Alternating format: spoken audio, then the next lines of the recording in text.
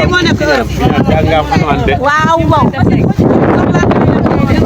soxlaa ko ñu dem. gis leen ko lii la bokk. ñoo ko bokk. 15 ak 15 bokk moo ngi ne xaajal bi sax ñëwagul nga am lii loolu te Espagne. loolu te Espagne. yóbbu leen lii te Diomaye.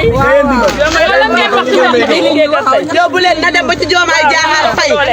xam ne def na ci laax ma travaillé lii. waaw na dem.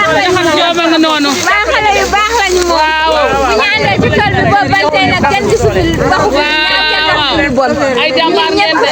ñoo ànd bu ak bëccëg. waaw na ko teel ak ay bu dee waaj def leen ci laax donc lii ci mbokk mi.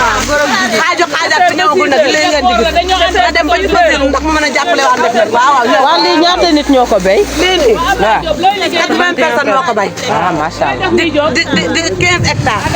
te lii ngay gis ne asaka waa bi la. lii par goutte-à-goutte ngeen ko béyee wala par taw bi moo leen ko béyee. nawet bi lañ ko béyee. nawet bi du goutte-à-goutte de. waaw waaw.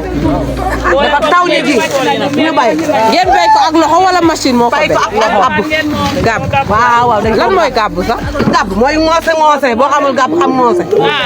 lan mooy gàbbu ami. ngoose. waaw mooy ngoosi ngoos. waaw waaw. moom ngeen di liggéeyee. moom la ñu liggéeyee. ñoom moom ngeen liggéey. lii moom war ngeen a fexe Diomaye Diakhar Bassirou lii Diomaye lañu bëgg mu dem ci Diomaye Diakhar. waaw ndax ñi nga xam ne dañuy daal ci gaal yi dem Espagne. waaw ñoo xam ne liggéey baa ngi fii. waaw waaw. jarul dem fële moo ngi fii. waaw. waaw yow sa verre yi dañoo rafet sax. verre de ña xetaxu mbokk bi moom doon xaw a rey. moo tax ma jël ko ci pour mën a xool bu baax. bilaay wax nga dëgg soxna si. barke yàlla.